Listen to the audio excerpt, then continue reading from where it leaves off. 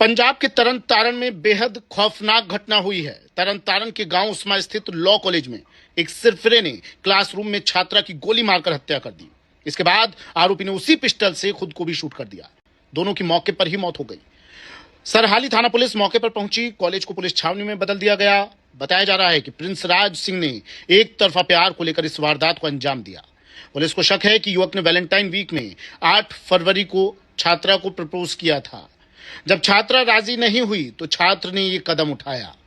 Prince Raj Singh सुबह 9 बजे college में पिस्टल लेकर आया। वो सीधे आगे आया।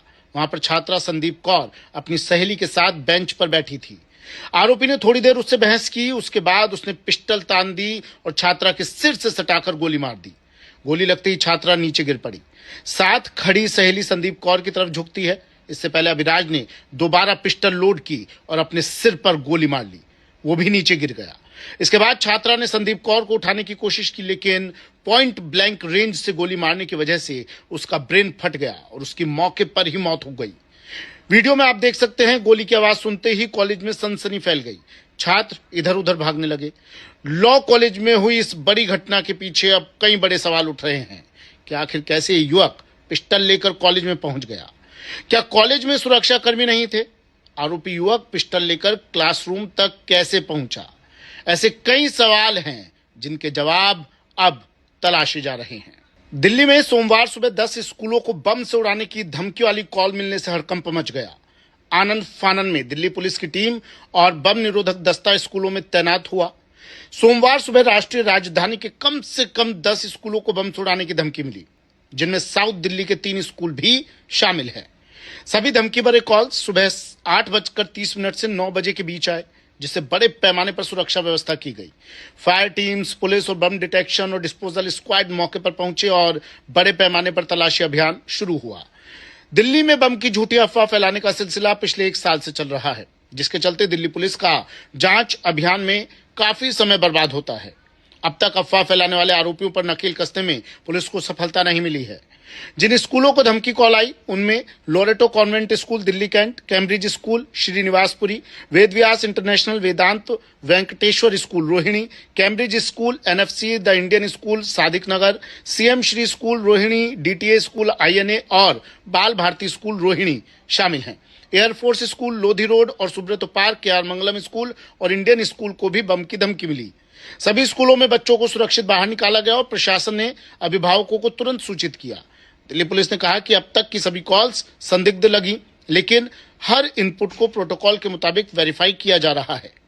बता दें आपको, पिछले कुछ महीनों में राजधानी के स्कूलों को फर्जी धमकी कॉल्स की कई घटनाएं सामने आ चुकी हैं, जिनमें से अधिकांश विदेश से भेजे गए ईमेल या इंटरनेट कॉल्स के जरिए किए गए थे। अब इस मामले की भी दिल्ली पुलिस जांच कर रही है कि आखिर ये कॉल्स किसने और क्यों किए। पंजाब का तरन तारण आज सुबह गोलियों की गूंज से दहल उठा। एक लॉ कॉलेज के क्लासरूम में वो हुआ जिसने सबको सन्न कर दिया। सुबह के 9 बज रहे थे, क्लास शुरू होने वाली थी। छात्र अभिराज सिंह हाथ में पिस्टल लेकर क्लासरूम में दाखिल होता है। उसका निशाना थी उसकी सहपाठी 20 साल की संदीप कौर। सीसीटीवी में साफ दिख रहा है कि अभिराज सीधे संदीप के पास जाता है। दोनों के बीच कुछ सेकंड बहस होती है और अचानक से अभिराज संदीप के सिर में गोली दाग देता है। क्लास में चीख पुकार मच जाती है। ये खौफनाक मंजर यहीं खत्म नहीं हुआ। संदीप को मारने के बाद अभिराज ने पिस्टल दोबारा लोड की और खुद के सिर में भी गोली मार ली। मौके पर ही दोनों की जान चली गई। पुलिस ने कॉलेज को सील कर दिया है, लेकिन अब सवाल कई सारे हैं। सवाल यह है कि कॉलेज कैंपस में हथियार कैसे पहुंचा? क्या ये एक तरफा प्यार का मामला था या कुछ और? पुलिस हर एंगल से जांच कर रही है। कैंपस में बढ़ती हिंसा की ये घटना वाकई चिंताजनक है और इस मामले पर आपकी क्या राय है, कमेंट में बताइए। भजनलाल सरकार 11 फरवरी यानी कल अपना तीसरा बजट पेश करने जा रही है। वित्त मंत्री दिया कुमारी के पिटारे से इस बार युवाओं, किसानों और महिलाओं के लिए बड़ी घोषणाएं निकलने की उम्मीद है। पिछली बार 1 लाख नौकरियों की घोषणा की गई थी, लेकिन इस बार करीब 1.5 लाख नई भर्तियों के ऐलान की उम्मीद की जा रही है। आरएएस और उच्च प्रशासनिक पदों को छोड़कर अधिकांश भर्तियों में इंटरव्यू प्रक्रिया खत्म कर केवल लिखित परीक्षा के आधार पर चयन का मॉडल भी लागू किया जा सकता है। मुख्यमंत्री फेलोशिप योजना के दायरे को बढ़ाते हुए अधिक युवाओं को शामिल करने का भी संकेत मिल रहा है। इसके अलावा संविदा कर्मचारियों के वेतन में बढ़ोतरी और सामाजिक सुरक्षा पेंशन योजनाओं में लगभग 15% वृद्धि जैसे प्रावधानों की चर्चा भी तेज है। किसानों के लिए भी इस बजट में बहुत कुछ रहने वाला है।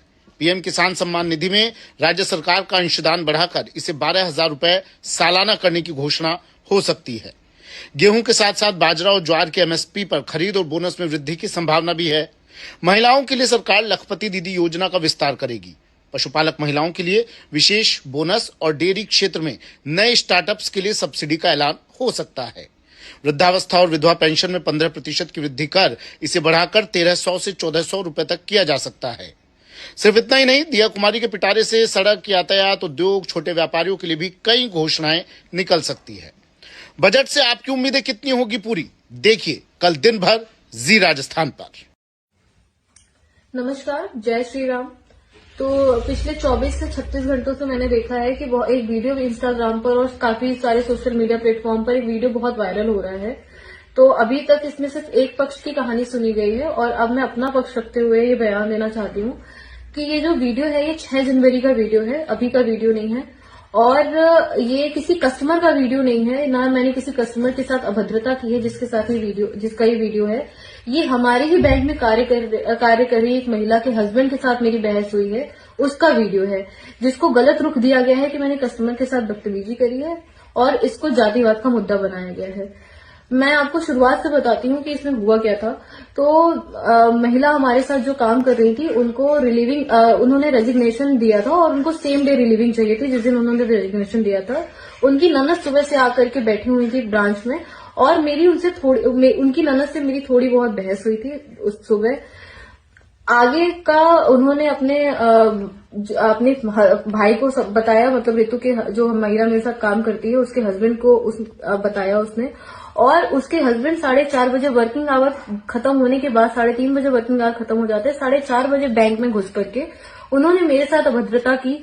मुझसे डायरेक्टली पूछा कि आप कौन सी जाति की हो और इतनी अकड़ है। उन्होंने मुझसे मेरी डेस्क पे आकर के कहा कि मैं तुम्हारी हेकड़ी निकाल दूंगा, मैं तुम्हारी सारी गर्मी निकाल दूंगा। अभद्र लैंग्वेज का इस्तेमाल उन्होंने मुझसे किया। उसके बाद मैंने ये स्टेटमेंट दिया है। हाँ, मेरे शब्द गलत है, मैं जानती हूँ, मैं पब्लिक की सेवा के लिए बैठी हूँ और मुझे अपने शब्दों का चयन बहुत सोच समझ के करना चाहिए। लेकिन अगर कोई व्यक्ति मुझसे आकर के ये कहेगा कि मैं तुम्हारी गर्मी उतार दूंगा तो मैं बर्दाश्त नहीं करूंगी। मैंने जो कहा है कि मैं ठाकुर हूँ, मैं अभी भी अपने उस स्टेटमेंट पर हूँ, मैं ठाकुर हूँ और इस बात पर मुझे पूरा गर्व है। जय श्री राम। ठाकुर हूँ मैं, रुक जाइए ठाकुर हूँ, बकचोदी मत करना मेरे से। राजसमंद जिले के भीम कस्बे में मंगलवार को सीआरपीएफ जवान का सैन्य सम्मान के साथ अंतिम संस्कार किया गया। 44 दिनों से लापता जवान का कंकाल मध्य प्रदेश के नीमच छावनी परिसर की झाड़ियों में मिला था। आखिरी बार जवान ने अपनी पत्नी से फोन पर 50 दिनों की छुट्टी लेकर घर आने की बात कही थी, लेकिन वे घर की बजाय मौत की आगोश में मिले। परिजनों ने इस मामले में हत्या की आशंका जताते हुए उच्च स्तरीय जांच की मांग की है। आबादी क्षेत्र में 200 फीट रिंग रोड के पास UIT कन्वर्टेड प्लॉट पद्मावती विहार में अपना प्लॉट बुक करने के लिए आज ही विजिट करें RK properties and consultant, star tower hotel आकृति के पास, उदयपुर। भीम कस्बे के कुम्हार मोहल्ला निवासी 42 वर्षीय नंदकिशोर प्रजापति साल 2004 में सीआरपीएफ में भर्ती हुए थे। उनकी मौत की खबर ने पूरे इलाके को झकझोर कर रख दिया है। घटना के अनुसार 26 दिसंबर की रात नंदकिशोर ने अपनी पत्नी गंगा देवी से बात की थी और कहा था कि वे अगली सुबह 50 दिनों की छुट्टी लेकर घर आ रहे हैं, लेकिन जब वे 28 दिसंबर तक घर नहीं पहुंचे तो परिजनों की चिंता बढ़ गई। हैरानी की बात यह है कि जब परिजन नीमच पहुंचे तो पता चला कि नंदकिशोर का सामान और एक मोबाइल उनके कमरे में ही था, जबकि वे खुद लापता थे। उस समय सीआरपीएफ अधिकारियों ने इसे सामान्य छुट्टी पर जाना बताया था, लेकिन 8 फरवरी को नीमच छावनी परिसर में सफाई के दौरान झाड़ियों में एक कंकाल मिलने से हड़कंप मच गया। शिनाख्त होने पर पता चला कि ये कंकाल लापता जवान नंदकिशोर का है। सोमवार देर रात जब जवान का पार्थिव शरीर भीम पहुंचा तो माहौल गमगीन हो गया। मंगलवार को तिरंगा यात्रा निकालकर उन्हें अंतिम विदाई दी गई। परिजनों का आरोप है कि छावनी जैसे सुरक्षित इलाके में जवान का शव कंकाल बन जाना और किसी को खबर न होना एक बड़ी साजिश की ओर इशारा करता है। उनका कहना है कि अगर नंदकिशोर छुट्टी पर निकले थे तो उनका सामान और मोबाइल कमरे में क्यों रह गया। फिलहाल नीमच की कैंट थाना पुलिस और फॉरेंसिक टीम घटना की असल वजह तलाशने में जुटी है। नीमच जिला अस्पताल में पोस्टमार्टम के बाद बिस्तरा सुरक्षित रखा गया है। राजसमंद का ये वीर सिपाही अपने पीछे 2 बेटों और परिवार को रोता बिलखता छोड़ गया है, लेकिन उनकी मौत के पीछे छिपे रहस्य ने कई गंभीर सवाल खड़े कर दिए हैं। कुमार नंदकिशोर का छोटा भाई 27 दिसंबर 2025 को हमको सूचना मिली कि मेरा भाई नीमच कैंप से लापता था, तो हमने वहाँ नीमच कैंप में जाकर इसकी जानकारी ली तो पता लगा कि वो यहाँ से छुट्टी निकल गया। हमने आसपास सारे गाँवों में उसको ढूंढा और हमारे रिश्तेदारों से पता किया तो नहीं मिला। तो पूरे नीमच कैंप में गए तो वहाँ पे CRP कैंप में जाके वहाँ से अधिकारियों से बात की तो बोला कि यहाँ से वो छुट्टी गया हुआ है और जैसे ही छुट्टी पूरी होकर आएगा तो हम उसकी जांच शुरू कर देंगे। फिर हमने स्थानीय थाने में उसकी FIR भी करवाई थी और वहाँ से भी मतलब पुलिस वालों ने वो भी कोशिश कर रहे थे ढूंढने की और CRP वाले भी कर रहे थे और हम भी कर रहे थे। तीनों मिलकर भरपूर कोशिश की। तो कल हमको उसका परसों हमको उसका नतीजा मिला कि हमारा एक फ़ोन आया कि एक अज्ञात कंकाल वहाँ पड़ा है। तो हम गए और हमने वो शिनाख्त की। तो शिनाख्त में हमने पाया कि वो हमारा भाई नंदकिशोर है।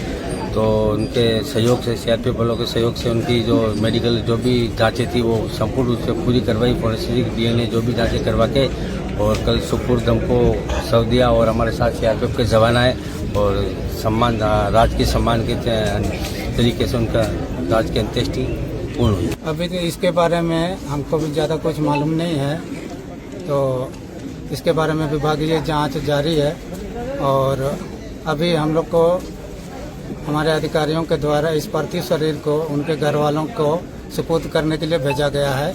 जैसे ही विभागीय जांच पूरा हो जाएगा तो इसके बारे में उनके घर वालों को सूचित किया जाएगा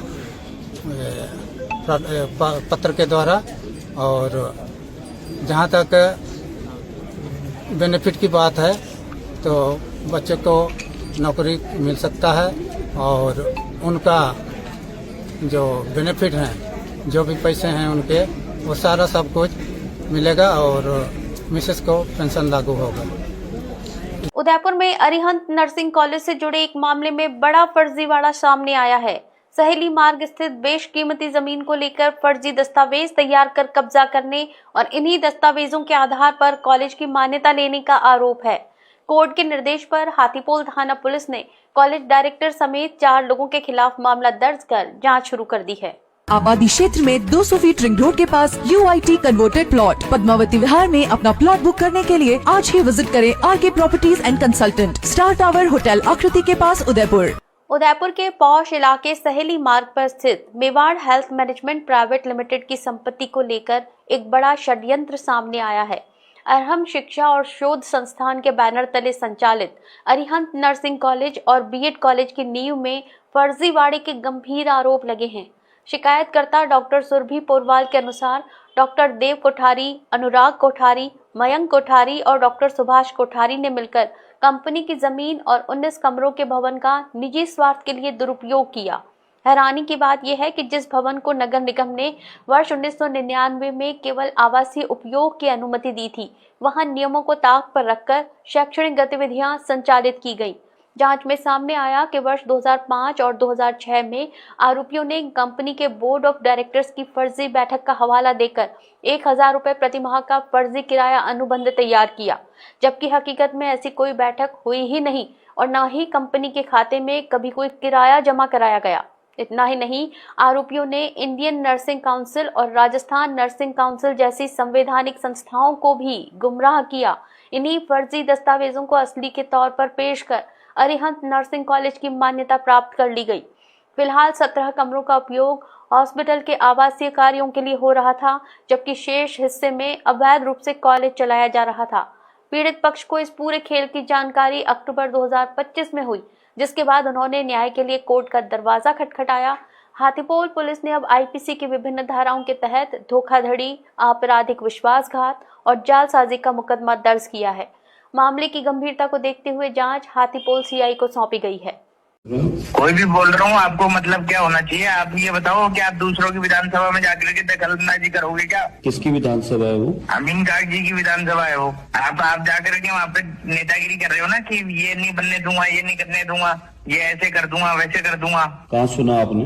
अरे कहीं भी सुनाओ, लेकिन दूसरी बात ये है, पहली बात तो आपको बता दो, आपका पहली बात तो कोई राइट ही नहीं है। मेरा नाम, आपकी इतनी अगर जानकारी और पहुंच हो तो आप मेरा नाम पता निकलवा लेना, नंबर आपके पास आ गया है, ठीक है। दूसरी चीज कि कांग्रेस के काम में दखल अंदाजी नहीं बर्दाश्त की जाएगी, चाहे आप कोई भी हो, चाहे आप कहीं के भी हो, हाथों से लेकर के और मेरी जयपुर तक जान पहचान है, ठीक है। और आपका पूरा चिट्ठा मैं जानता हूँ, आपकी सारी चीजें मैं जानता हूँ। धमका रहे हो ठीक आप है? मुझे? धमका रहे हो आप मुझे? आप वो कौन जो आपको धमकाऊंगा यार? फिर आप कौन हो जो मुझे ये बातें कह रहे हो? इसलिए हिसाब से काम लेना, हिसाब से चलोगे तो आपकी राजनीति सक्षम रहेगी, वरना 2 मिनट में आपकी राजनीति बाहर निकाल दूंगा। क्या नाम है आपका? आपका मेरा नाम जो कुछ भी समझ लो, ठीक है। क्या कह रहे हो आप? सो जाओ। हाँ, आप सो जाओ, बस रात हुई है। नहीं, रात तो हो गई, तो आपकी रात तो मैं खराब कर दूंगा अभी 2 मिनट में। आप लोग साइड में तो एक हाँ यहाँ रहने दो।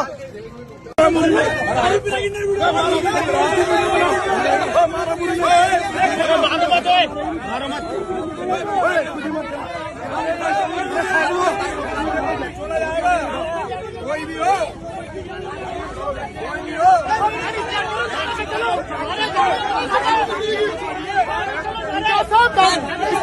वीडियो बना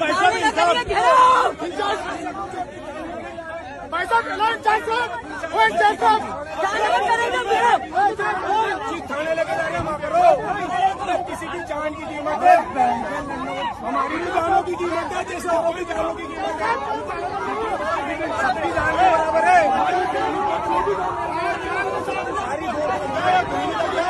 चक्का जान कर दो, जैसे वो करते हैं ऐसे जान कर दो, जैसे वो चलते हैं सो चल जाओ। मार दिया जान के बच्ची को।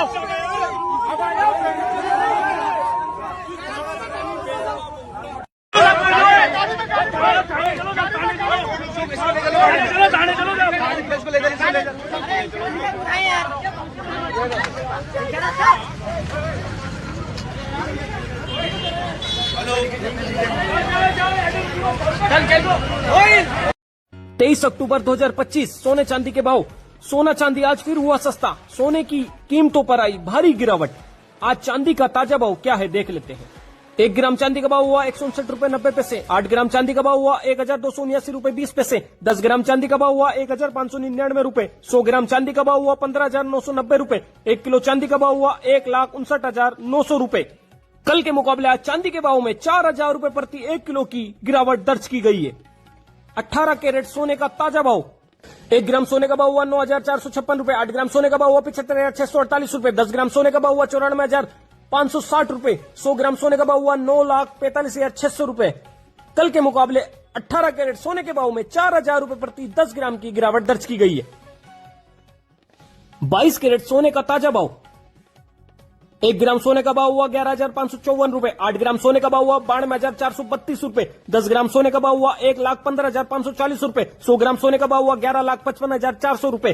कल के मुकाबले 22 कैरेट सोने के भाव में 5,000 रुपए प्रति 10 ग्राम की भारी गिरावट दर्ज की गई है। 24 कैरेट सोने का ताजा भाव। 1 ग्राम सोने का भाव हुआ 12,603 रुपए। 8 ग्राम सोने का भाव हुआ 1,0824 रुपए। 10 ग्राम सोने का भाव हुआ 1,26,030 रुपए। 100 ग्राम सोने का भाव हुआ 12,60,300 रुपए। कल के मुकाबले 24 कैरेट सोने के भाव में 5,500 रुपए प्रति 10 ग्राम की भारी गिरावट दर्ज की गई है।